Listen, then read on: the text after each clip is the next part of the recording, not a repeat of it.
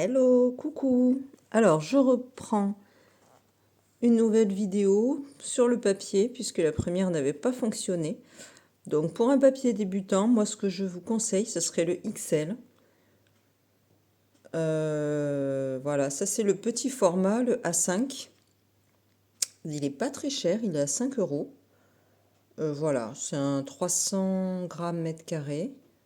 Il est bien épais. Je trouve qu'on a de très bons résultats quand on est débutant. Voilà, moi je l'ai utilisé pendant pas mal de temps. Peut-être pendant une année. Maintenant, j'en ai toujours un bloc de côté. Donc voilà, c'est vraiment très très sympa comme papier et qui est vraiment très abordable. Vous voyez, ça c'est le XL. Vous avez 20 feuilles dans celui-ci. Donc je voulais vous montrer ce qu'on peut faire avec. Vous voyez, par exemple, ce genre de choses. Moi, là, j'avais commencé, j'étais quand même débutante, hein, à ce moment-là. Mais vous voyez les couleurs, il y a vraiment une bonne qualité au niveau comment dire, de la manière dont les pigments vont ressortir sur le papier. On garde vraiment une belle intensité, vous voyez, au niveau des couleurs. Et au niveau de la gestion de l'eau, ça reste aussi très très très abordable. Pour un débutant, vous voyez, les pigments se diffusent bien dans le papier, c'est quelque chose d'assez agréable. Voilà, on peut s'amuser. Là, j'étais vraiment débutante, j'essayais les fleurs, j'essayais les feuillages. Voilà, bon, hein, c'est pas toujours des plus réussis, plus ou moins. Ça permet vraiment, on va dire, de se lâcher sans avoir peur de gâcher du papier. Mais je voulais vraiment vous montrer qu'on peut avoir de très beaux résultats, ne serait-ce qu'au niveau de la pigmentation qui va ressortir sur la feuille. Alors, je vais essayer de vous montrer d'autres choses. Ça, c'était un peu plus tard, voilà. Hein, c'est un vase chinois que j'avais fait, j'avais bien aimé. Celui-là, j'adore. Donc ça, c'était... Et sinon, voilà, hein, vous pouvez vraiment explorer, vous lâcher, tester vos couleurs. J'avais testé plusieurs couleurs de feuillage, vous voyez. Voilà, là encore des essais de couleurs, de formes, de fleurs, de feuillage. Là, c'était quelque chose de plus axé sur quelques fleurs isolées. Voilà, c'est pour vraiment en fait vous donner des exemples concrets de ce que peut produire ce papier. Au niveau de l'intensité des couleurs, de la manière dont les couleurs se fondent aussi sur le papier. Voilà, je trouve que c'est un papier qui est très très intéressant quand on est débutant. Là, c'était plus tard. C'est plus, j'étais partie dans des paysages. Donc, voilà, le XL.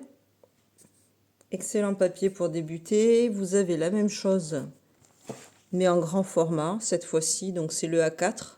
Il y a plus de feuilles dans celui-là. Il y a 30 feuilles. Ce que j'aime bien avec ce papier, c'est qu'il est... il est bien épais en fait. Vous voyez, c'est un papier qui a vraiment du corps. Vous voyez, donc ça c'était toujours les mêmes expérimentations florales. Là, vous n'allez pas voir grand-chose. J'essaie de vous montrer au maximum des choses pour vous donner envie vraiment de pratiquer. Pratiquer la couleur, les mélanges, les textures.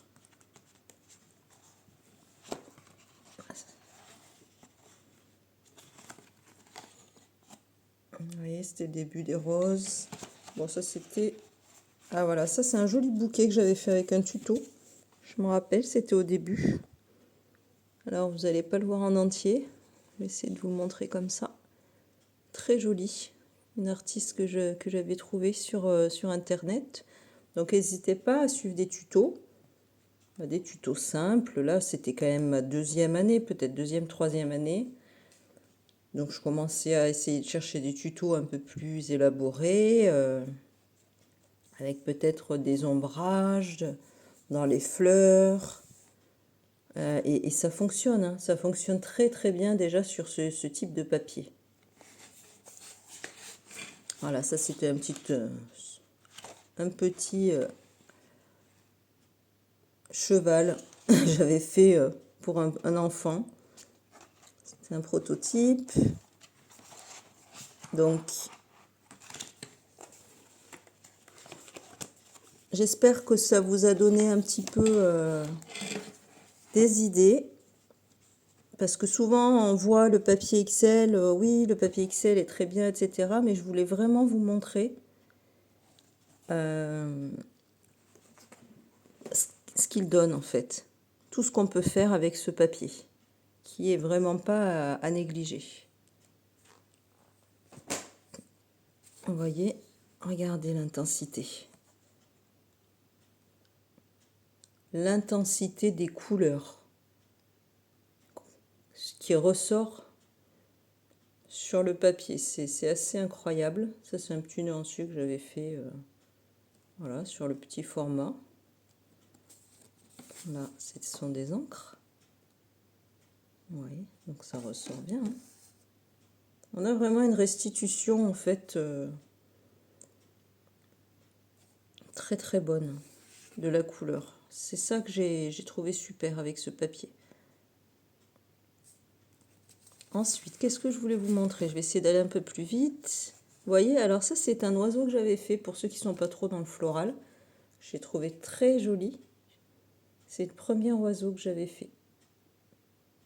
Je pense que d'ailleurs, c'est cet oiseau qui m'avait vraiment montré que ce papier était incroyable au niveau vraiment de la diffusion des pigments sur le papier.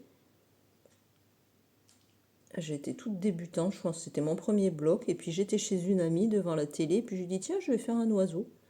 Et puis j'avais fait ça, j'avais trouvé ça très très chouette. Voilà, j'avais fait un autre oiseau. Ça c'était plus tard, un petit oiseau rose. Voilà. Alors ensuite, qu'est-ce que je voulais vous montrer? Donc je voulais montrer ce que j'ai fait sur des grands formats. Vous voyez? Vous voyez, travailler juste avec du monochrome. Ça, ce sont des hortensias. On peut vraiment travailler les ombres. Il n'y a aucun problème. Vous voyez, on peut travailler dans la fleur lâche, un peu plus loose, comme on appelle ça, un peu plus flou. Travailler dans le mouillé. Et ça fonctionne, hein. C'est un papier à 5 € quoi. Donc c'est quand même assez incroyable. Vous voyez, les iris. Alors je ne vais pas tout vous montrer parce que j'en ai énormément, j'en ai des tonnes et des tonnes. Donc j'ai fait un petit retour dans mes anciens, dans mes premiers pas de débutante pour vous montrer un petit peu, pour vous faire cette revue papier. Vous voyez là, c'était une étape où je savais faire la forme des fleurs. Maintenant, je voulais travailler un petit peu les ombrages. Là, c'était ensuite plus tard, des créations personnelles.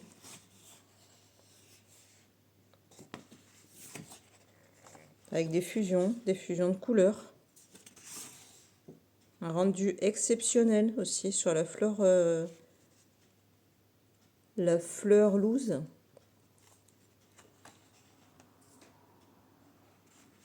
Je n'ai pas retrouvé avec beaucoup de papier, hein, d'ailleurs, même des papiers 100% coton, des fois c'est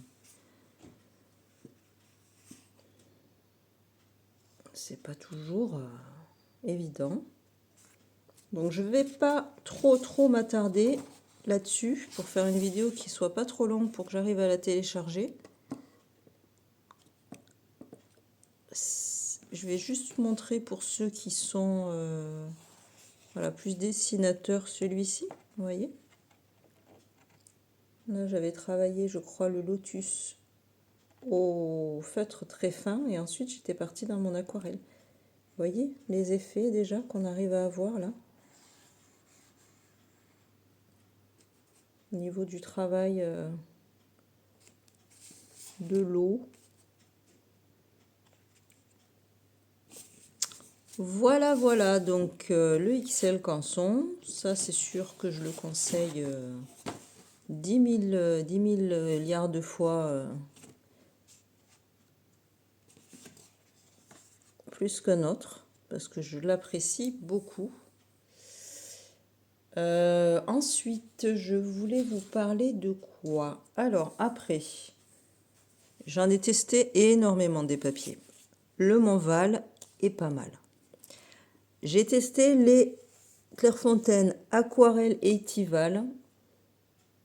Alors ça, je dirais que c'est pas terrible. Je n'ai pas aimé. J'ai pas tellement aimé ce format-là. Grain classique, ils appellent ça. Je vais vous expliquer pourquoi. Parce que, vous voyez, regardez le grain. C'est un grain qui est très marqué. Ils appellent ça grain classique. Et alors, je n'aime pas du tout. Je trouve que ça ressort beaucoup trop. On dirait un mur en crépi. Et il y a un côté plastifié, en fait. J'apprécie pas du tout les papiers en cellulose. Il y en a certains qui ont, on va dire, un toucher plutôt mat, brut. Et d'autres où on sent une espèce de film plastique dessus. Et alors là, en général, les couleurs glissent. C'est pas génial. Après, au niveau de la couleur, on va dire, de comment il rend au niveau des pigments, c'était correct. Mais vous voyez, voilà, c'est pas quelque chose que j'ai apprécié. Donc le Etival, grain classique, celui-ci, c'est pas génial. Par contre, je voulais quand même le montrer pour ceux qui ne sont pas forcément aquarellistes, mais qui sont plus dessinateurs. Dans l'illustration, le dessin, effectivement, voilà. Là, après, j'avais fait d'autres choses. Vous voyez, un petit chat. Après, j'avais peint à l'aquarelle, mais c'était quand même du dessin, on va dire. Et effectivement, là, pour ça, on peut avoir des rendus plutôt très corrects. Hein. Vous voyez, là, j'avais fait... on voit pas trop. J'avais fait un petit chat là, un petit chat bleu. Alors je m'amusais à voir un petit peu d'autres choses, des pingouins, des encres. Voilà, donc celui-là, le Etival, ce orange là, ce qu'ils appellent grain classique. Alors franchement, j'ai pas trop compris au niveau du grain ce qu'ils ont voulu dire par là. Moi j'appelle ça du crépi, mais bon. Bon. Après, ils ont peut-être d'autres grains. Hein. Etival, j'ai pas trop poussé dans ce sens-là. Je suis allée vers le Montval. Voilà, je pense qu'au niveau du papier, vous pouvez voilà, tester le Montval. Alors justement, bah, ça tombe bien parce que là, j'en ai pris un aujourd'hui. C'est pas celui que j'achète habituellement, mais un Montval... là, pardon. 300 mg par mètre carré. Voilà, en général, c'est un... Moi, j'en achetais, c'était un qui s'ouvrait comme ça sur le côté. Là, ils ont fait un bloc de 50 feuilles. Donc, j'ai voulu le tester, puisque j'ai l'impression que c'est la même chose. Au niveau grain fin, cold pressed. Donc, je me suis dit, ben là, il y en a 50. Moi, j'étais habituée au petit format où il y avait peut-être une quinzaine de feuilles, on va dire. Beaucoup plus cher. Donc là, je ne sais pas si c'est nouveau, ça. Ils ont sorti un format A4. C'est un gros bloc de 50 feuilles. Donc je vous ferai un retour pour voir si c'est le même que le Montval classique hein, qu'ils avaient en grain fin. Je vais voir parce que des fois, quand ça passe d'un format à l'autre, aussi, je vous assure qu'on a des surprises. Parfois, eh bien, le papier n'est pas le même. Ça m'est arrivé. Donc, voilà. Alors, une dernière petite chose, puisqu'on est à 15 minutes. Le papier Action. Vous avez des papiers très peu cher. Alors le papier aquarelle, je voulais vous parler un petit peu des papiers aquarelles qui sont très peu chers. Donc chez Action, vous pouvez trouver du papier, des blocs de papier, je ne sais plus combien il y a de feuilles dedans, mais il y en a pas mal. Alors on peut, voilà, j'allais dire on peut pas appeler ça du papier aquarelle. Mais alors pour les enfants, pour s'amuser, c'est sympa. C'est peut-être du 300 grammes mètre carré, ça c'est possible aussi. Voilà, mais par contre, moi ce que j'ai trouvé, c'est qu'il n'y avait pas du tout. Les couleurs étaient. Voilà, déjà le papier est assez gris en général. Ça, c'est quelque chose que je n'apprécie pas du tout sur un papier. Et alors, les couleurs en général ne sortent pas du tout. Là, on a l'impression que ça sort parce que c'est à la caméra. Donc ça donne des couleurs un petit peu plus chatoyantes peut-être, mais encore que. Mais voilà, c'est un papier qui est très difficile d'utilisation. Vous allez en fait sentir que dès que vous mettez le pinceau sur la feuille avec de l'eau, le papier devient grisâtre, il absorbe tout de suite le